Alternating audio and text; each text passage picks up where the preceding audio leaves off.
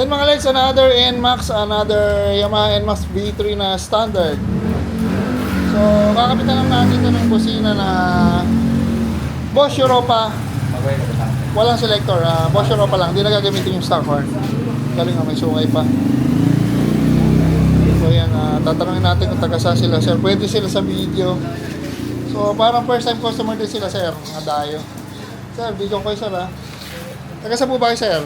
Baliches na po. Diyan ka lang, ma'am. Walang walis, ma'am. Okay lang. Nahiya si ma'am. Taga na Baliches pala si sir. Puro pa Manila pa lang customer natin today. Saan mo po nalaman shop namin, sir? First time dito, sir? Opo, first time po. Saan niyo po nalaman? Sa ano lang po, sa Facebook ko lang po nakita yung page niyo. May Europa ka na, sir, no? Oo, meron na po. Pero may natanong ka na, sir, kung kaya nyo install yung Europa sa ibang shop. Wala pa po. Talagang dito ang Opo. tanong, sir. So, yung... Ano po ba name ni sir? Lester po. Lester. May shoutout ka, sir.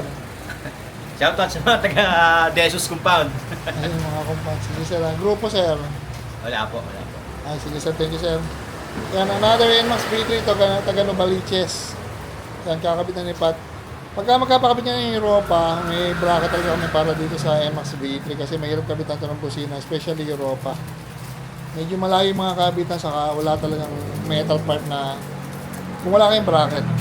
So maganda may bracket, yan, no? Kakabit na ni Pat.